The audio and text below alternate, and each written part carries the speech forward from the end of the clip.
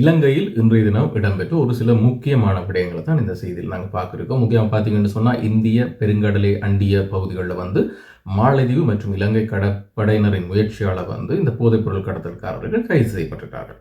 அதோட இலங்கையில் ஒரு விசித்திரமான சம்பவம், மேலத்திய நாடுகள் போன்ற ஒரு விசித்திரமான சம்பவம் நடைபெற்றிருக்குன்னு சொன்னால் இளைஞர் அல்லது ஒரு 35-36 வயதுக்கு உட்பட்ட திருமணமான தம்பதியினர் ஆபாச படங்களை எடுத்து வலைதளங்களில் வெளியிட்டதற்காக கைது செய்யப்பட்டிருக்கிறார்கள்.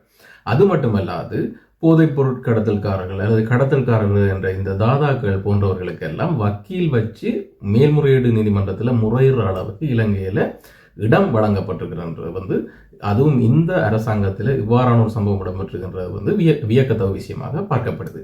அதோடு சேர்த்து முக்கியமான விஷயம் என்னன்னு சொன்னால், வாகனங்களை வாங்க இருக்கிறவங்க அல்லது வாகனங்களை விற்கிற இந்த ஃபினான்சியல் கம்பெனிக்கு இலங்கை மத்திய வங்கி ஒரு அறிவுறுத்தல் வழங்கியிருக்கு. அப்படின்னு பார்த்தீங்கன்னு சொன்னால், இனிமேல் இந்த குத்தகை விகிதங்கள் இந்த அளவில் தான் இருக்கணும் என்று சொல்லி இன்றைக்கு ஒரு அறிக்கையை வெளியிட்டிருக்காங்க. ஸோ இது தொடர்பாக தான் நாங்கள் முழுமையாக இந்த வீடியோவில் பார்க்க இருக்கிறோம்.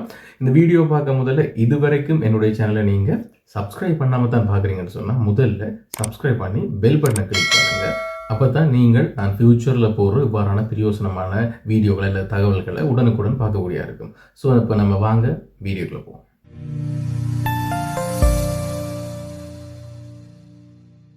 இலங்கையினுடைய மத்திய வங்கி இன்றைக்கு ஒரு அறிக்கை வெளியிட்டிருக்காங்க. அப்படின்னு சொன்னால், குத்தகைக்கு வாகனங்களை வழங்கும் போது எந்த அடிப்படையில் இந்த சதவீதம் வழங்கப்பட வேண்டும் என்று சொல்லி, எவ்வாறு சதவீதமாக வழங்கப்பட வேண்டும். அதாவது இப்போ ஒருத்தர் வாகனம் எடுக்கிறாருன்னு சொன்னால், அந்த 100க்கு எத்தனை சதவீதம் நீங்கள் லீசிங்காக குத்தகையாக வழங்கணும், 100க்கு எத்தனை சதவீதம் நீங்கள் ரெடி கேஷாக எடுக்கணும்னு சொல்றதுக்கு தான் இது அர்த்தம். அது ஏற்கனவே வணிக வாகனங்கள் மற்றும் ஏனைய வாகனங்கள் என்று சொல்லி ஒரு குறிப்பிட்ட வரை இருந்தது. அதாவது வணிக வாகனங்கள் 80% வரைக்கும், மற்ற ஏனைய வாகனங்களில் தனியார் வாகனங்களுக்கு 60% வரை, முச்சக்கர வண்டிகளுக்கு 50% வரையும், புற வாகனங்களுக்கு 70% வரையும் இவங்க குத்தகை வழங்க முடியும், அதாவது லீசிங் போட முடியும் என்ற சிச்சுவேஷன் இருந்தது. ஆனால் இன்று மத்திய வங்கி இந்த அறிக்கையில் குறிப்பிடப்பட்ட விஷயம் என்று சொன்னால், இனிமேல் இவங்க குத்தகைக்கு வாகனங்களை கொடுக்கும் போது இத்தனை வீதத்துக்கு தான், அதாவது இதுதான் லிமிட், இதை தாண்டி அவர்கள் கொடுக்க முடியாது, அது சட்டப்படி குற்றமாகும். எனவே அவர்கள் வணிக வங்கிகளுக்கு இதுவரை காலம் இருந்த 80% 70% மாற்றியும், அதேவேளை ஏனைய வாகனங்களுக்குள்ள இதுவரை காலம் இருந்த 70, 60, 50% அப்படியே மட்டாக 50% மாற்றியிருக்கிறார்கள். அப்படி என்றால் என்ன, ஒரு சில பேருக்கு இது குழப்பமாக இருக்கும். அதாவது நீங்கள் ஒரு வாகனத்தை, ஒரு ஆட்டோ நீங்க போயிட்டு வாங்குறீங்கன்னு சொன்னா, அதுல மொத்த பெறுமதியில இவ்வளத்தை நீங்க ஃபர்ஸ்ட்டுக்கு கட்டுங்க, மிச்சம் அவ்வளத்தை நாங்க லீசிங் போட்டு தரோம். இப்ப 5 லட்சம் ரூபாய் ஆட்டோ ஒன்றை நீங்க 2 லட்சம் ரூபாய் பே பண்ணுங்க, 3 லட்சம் ரூபாய் நாங்க லீஸ் போட்டு தரோம். அப்ப அதுல 60% உங்களுக்கு போடுறாங்க. ஆனா அரசாங்கம் என்ன சொல்லுங்க, இனிமேல் அதாவது மத்திய வங்கியோட என்ன சொல்ல வராங்கன்னு சொன்னா, இனிமேல் 50% காசு கட்டணும், 50% குத்தகைக்கு போட வேண்டி வரும். இதுதான் அதுல விரிவான அர்த்தம். விளங்கக்கூடிய வகையில சொல்ல போனா, சென்ட்ரல் பேங்க் சொல்றது அப்படி உங்களுக்கு செய்தியாக சொல்லும்போது உங்களுக்கு விளங்காது. நாங்கள் நடைமுறையில் அதை பார்க்கும்போது இனிமேல் அரைக்கரவாசி நாங்கள் காசு கட்டித்தான் இனி வாகனங்களை எடுக்கணும், அதுக்கான அறிக்கை ஒன்றை தான் இன்றைக்கு சென்ட்ரல் பேங்க் சமர்ப்பிச்சிருக்குது.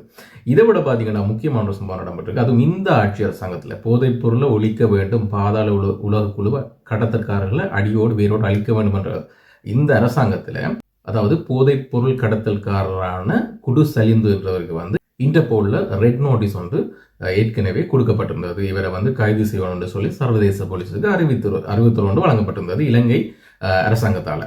ஆனால் இவர் தனக்கென்று ஒரு வக்கீலை வச்சு மேல்முறையீட்டு நீதிமன்றத்தில் ஒரு ரிட் மனு தாக்கல் செய்திருக்கார். அதாவது ஒரு இடைக்கால தடை உத்தரவை பிறப்பிக்கும் வகையிலான ஒரு மனுவை அங்கே ஒப்படைச்சிருக்கார். யாரின் ஊடாக, அவருக்கென்று ஒரு வக்கீலை வச்சு அந்த வக்கீலின் ஊடாக அவர் இந்த மனுவை அங்கே கொடுத்திருக்கிறார். அவர் என்ன கேட்டிருக்காருன்னு சொன்னால், மேல்முறையீட்டு நீதிமன்றத்தில் தன்னைய இப்படி இன்டர்போலை வச்சு கைது செய்வதற்காக எடுக்கப்பட்ட முடிவை கொஞ்சம் தடுக்க சொல்லி இந்த மனுவை அவர் ஒப்படைச்சிருக்கார். உண்மையுமே இந்த அரசாங்கம் வந்த பிறகுதான் நாட்டில் போதைப்பொருள் தொடர்பாகவும் இந்த குற்றம் லஞ்ச ஊழல் தொடர்பாகவும் குற்றம் செய்தவர்கள் எல்லாம் நாட்டை விட்டு ஓடுறார்கள். அரைவாசி பேரை கைது செய்து மிச்ச பேரை தேடுதல் வேட்டை நடவடிக்கைகள் இடம்பெற்றுக் கொண்டு வைக்கல. இவ்வாறான ஒரு நபர் இருக்கிறார், இவருக்கு ரெட் நோட்டீஸ் பிறப்பிச்சு சர்வதேச லெவலில் சர்வதேச போலீஸிட சொல்லி இவரை கைது செய்வதற்கான முன்னெடுக்கைகள் எடுக்கும்போது, இவர் ஒரு வக்கீலை வச்சு தொடர்பு கொண்டு அந்த வக்கீலை வச்சு கொண்டு இவரை அப்படியான முறையில் பிடிக்கக்கூடாது, இதுக்கு தடை உத்தரவு ஒன்றை பிறப்பிக்குமாறு சொல்லி ரிட் மனு கொண்ட மேல்முறையீட்டு நீதிமன்றத்தில் தாக்கல் செய்யற ஒரு பேசு பொருளாக இருக்குது. இதை விட ஒரு மோசமான சம்பவம் இலங்கையில் நடைபெற்றிருக்குன்னு சொன்னால், ஒரு 35 மற்றும் 36 வயது மதிக்கத்தக்க ஒரு திருமணமான தம்பதியினர் தங்களுடைய ஆபாச வீடியோ காட்சிகளை பதிவு செய்து வயது வந்தோருக்கான வலைதளங்களில் போயிட்டு பதிவேற்றம் செய்திருக்காங்க.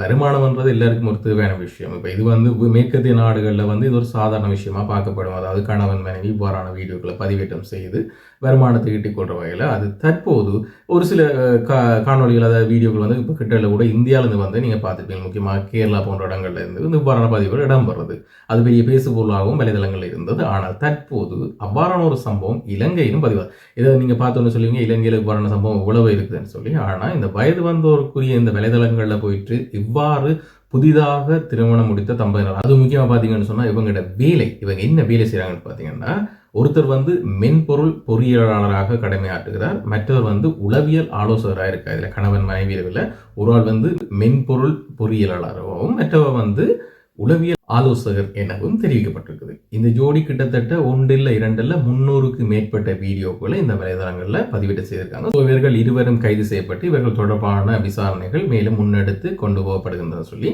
போலீசார் தரப்பால தெரிவிக்கப்பட்டிருக்கு. இந்த ஏற்கனவே வீடியோவில் நான் சொன்ன மாதிரி இலங்கையில் தற்போது உங்களுக்கு தெரியும், போதைப் பொருள் என்ற ஒரு பெரிய பிரச்சனையாக போய் கொண்டிருக்கு.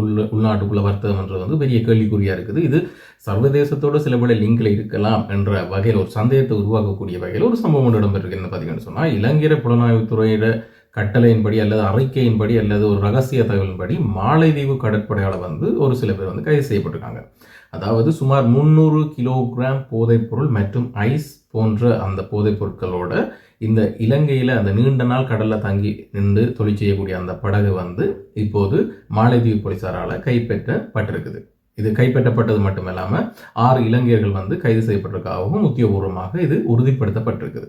இவங்க மாலைதீவு கடற்படையரோ அல்லது மாலைதீவு போலீசாரையோ அவங்க உறுதிப்படுத்தப்படும் வகையில் குறிப்பிட்ட தகவல் பார்த்தீங்கன்னு சொன்னால் நீங்களே வியந்து போவீங்கன்னா, இவங்க சர்வதேச போதைப்பொருள் கடத்தல்காரர்களோட தொடர்பு வைத்திருக்கிற ஒரு டீலர்ஸ் மாதிரி தான் அவங்க சந்தேகிக்கிறாங்க. இந்திய பெருங்கடல் எல்லையில் இவங்களுக்கு தெரிஞ்ச வகையில் இவங்க கனநாளாக இந்த தொழிலை செய்வதாகவும், இவங்க சர்வதேச லெவலில் பெரிய பெரிய டீலிங் உள்ளாக்களோட தொடர்புகளை வச்சு இருக்கிறதாகவும் தாங்கள் யோகிக்கிறதாக இந்த மாலைதீவு போலீசார் தெரிவிச்சிருக்காங்க. தற்போது இவர்களை கைது செய்யப்பட்ட பிறகு இரு நாட்டு அரசாங்கத்தினாலும் இரு நாட்டு போலீசார்களாலும் இது தொடர்பான விசாரணைகள் தொடர்ந்து முன்னெடுக்கப்பட்டு கொண்டிருக்குது. ஸோ இன்றைய நாளில் இலங்கையில் ஒரு குறிப்பிட்ட அளவுக்கு பேசு பொருளாக இருக்கக்கூடிய விஷயங்கள்ல இதுவும் ஒன்று என இன்றைக்கு நாங்கள் செய்தியில் ஒரு சில விஷயங்களை பார்த்துருக்கிறோம். தொடர்ந்து இது தொடர்பான விவரங்கள் மற்றும் ஏனைய செய்திகளோட நம்ம மற்றும் ஒரு வீடியோவில் ஸ்வீட்டாக சந்திப்போம்.